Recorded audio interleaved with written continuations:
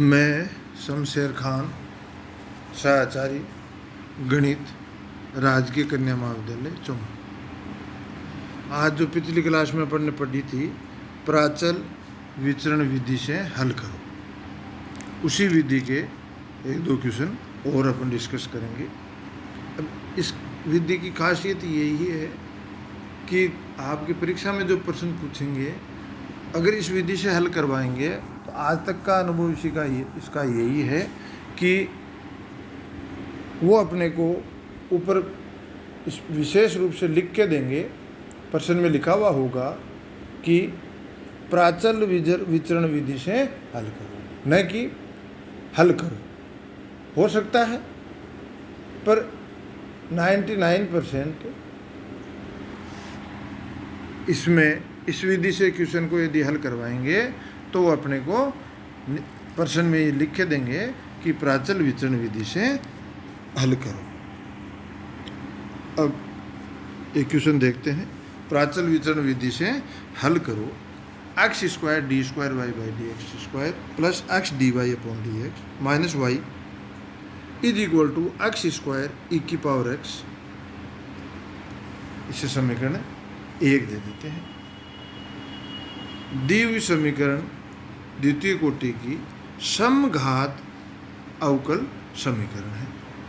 समघात अवकल समीकरण है तो इसमें अब चूंकि ये जो प्राचल विचरण विधि है, इस विधि में अपन इस विधि से कैसे हल करते हैं? ये विधि तभी लागू होती है जब अपने पास पूर्ण CF ज्ञात हो, कॉम्प्लीमेंट्री फंक्शन पूरा ज्ञात हो, न कि इसका एक भाग ज्ञात हो। तो पूरा CF ज्ञात हो तो उसी कंडीशन में इस विधि को अपन काम में लेते हैं। इस विधि से अपन क्वेश्चन को हल करते हैं।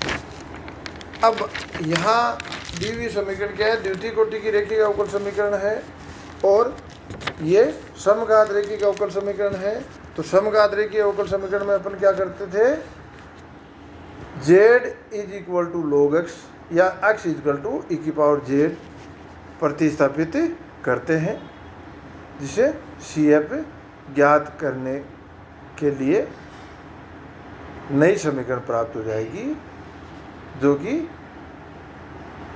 y और z में होगी। कैपिटल D के फॉर्म में यदि अपन लिखें, अपन ने मान लिया z is equal to log x अर्थात x इजकल टू e की पावर z, तो ये समीकरण दिया हुआ समीकरण इस रूप में बदल जाएगा d into D minus one plus D minus one कोष्टक के पार y इज इक्वल टू, मैंने यहाँ 0 लिखा है। आप लोग कंफ्यूज हो गए कि भाई इक्वल टू 0 क्यों लिखा? देखो, इक्वल टू 0 अपने को PI तो निकालना नहीं है, अपने को केवल CF निकालना है। तो अपन क्यों मेहनत करें, x का मान रखें, e की पावर x का मान रखें, इसके लिए अपन क्यों मेहनत करें? आप लिख भी सकते हो। मैंने इक्वल टू पहले लिखा फिर काट के इक्वल टू 0 किया क्योंकि किताब में इक्वल टू 0 था। तो आप लोग ज़्यादातर क्या किताब पढ़ते हो और फिर आपको कन्फ्यूजन होता है कि किताब में 0 दिया है और सर ने इसे चेंज करके लिखा है।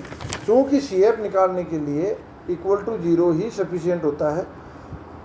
आप चाहो तो इसे d into D minus one plus D minus one कोष्टक के power y is equal to x का मान e की पावर z का होल स्क्वायर इंटू e की पावर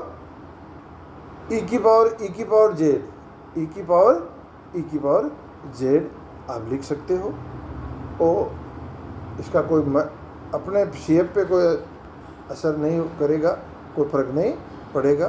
तो दी हुई इक्वेशन से d square minus one Y is equal to 0, CF निकालने के लिए सहायक समीकरण m square minus one is equal to 0 या m इजकल टू 1 माइनस 1, इसलिए CF is equal to a e की power z plus b e की पावर माइनस z। यहाँ z क्यों आया? क्योंकि कैपिटल D क्या है? d by D J. आप लोगों ने पहले पढ़ रखा है अच्छी तरह। CF is equal to a e की power z plus b e की power minus z equal to ax plus bx inverse, जहाँ a व b अचर है। अब देखो CF अपने को प्राप्त हो गया, तो अपन दी हुई समीकरण का पूर्ण हल CF के आधार पर ही मानते हैं। तो पूर्ण हल माना दिए अवकल समीकरण का पूर्ण हल y is equal to A की जगह कैपिटल ए लिखेंगे, तो capital A x plus capital B अक्ष इनवर्स। अब यहाँ कैपिटल A और B क्या है? अक्ष के फलन है। क्या है? अक्ष के फलन है। अब dy upon dx is equal to a minus b अक्ष की power -2 plus x dA upon dx plus x inverse dB upon dx, जहाँ a तथा b अक्ष के फलन है। मैंने पहले बोला यहाँ लिखो चाहे ऊपर लिख लो, एक ही बात है। तो अब यहाँ तक पहुँचने के बाद dA अपॉन dx और dB अपॉन dx जिस भाग में है वो पूरा भाग अपन 0 के बराबर मान लेते हैं। माना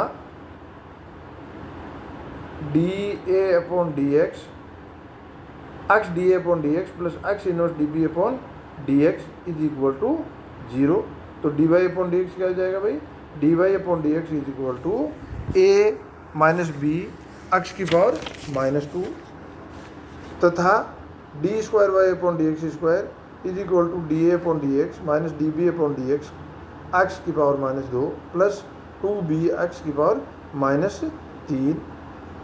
ये y dy अपॉन dx और d square y upon dx square के मान दिए हुए समीकरण में यदि अपन रखें तो अपने को समीकरण प्राप्त होगा। तो पहले दिए हुए समीकरण को अपन ने इस रूप में लिख लिया, d square y upon dx square plus 1 upon x dy upon dx minus y upon x square is equal to e की पावर x। इसमें अपन ये मान रखेंगे तो अपने को नया समीकरण मिल जाएगा, dA upon dx minus dB upon dx into x की power -2 is equal to e की पावर x। इसे समीकरण नंबर 4 दे दिए। अब अपन क्या करते हैं, जो अपन ने dA अपॉन dx और dB अपॉन dx का जो भाग है dy अपॉन dx में उसको 0 रखा, एक तो उसे और एक ये जो नंबर 4, तो उसे अपन ने नंबर 3 दिया है। तो नंबर 3 और 4 को हल करने पे अपने को प्राप्त होता है dA upon dx is equal to 1/2 e की power x, dB upon dx is equal to -1/2 x square e की पावर x।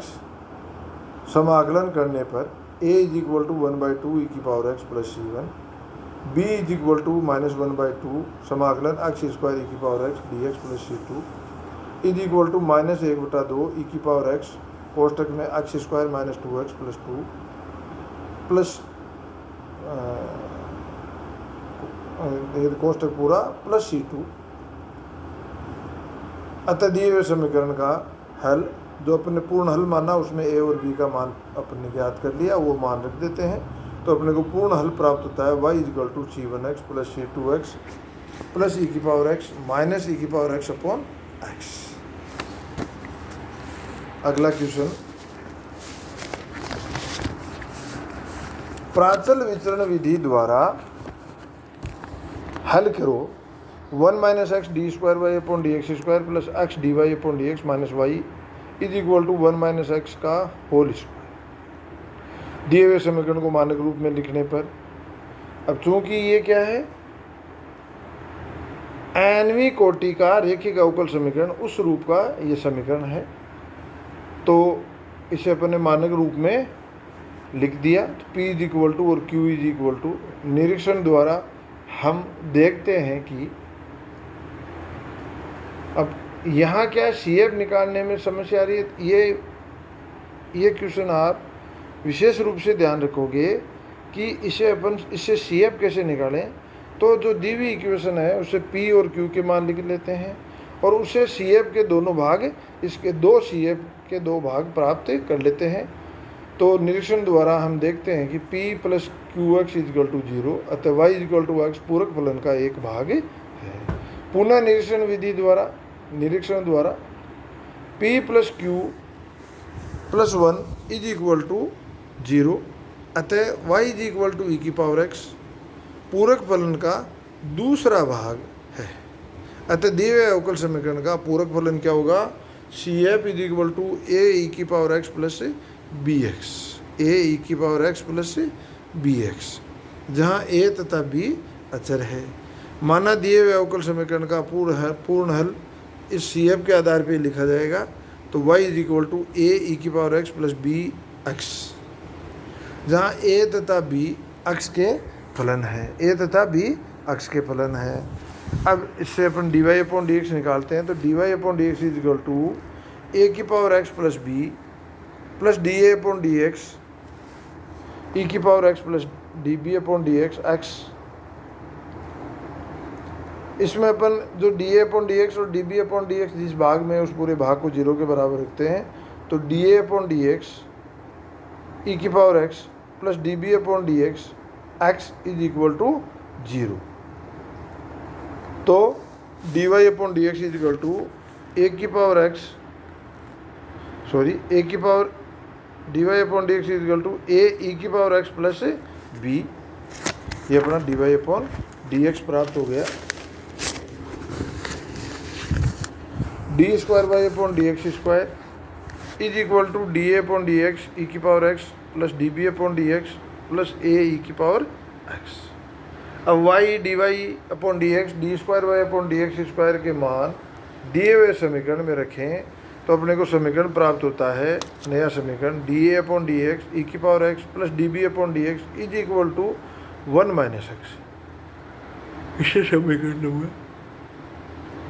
दे देते हैं 5। तो पिछला समीकरण 4 तक क्या था, D A upon D X और D B upon D X जिस भाग में है उस भाग को जीरो रखा, उसे नंबर 4 दिया। तो 4 व 5 को हल करने पर D A upon D X is equal to minus X E की power minus X, D B upon D X is equal to 1।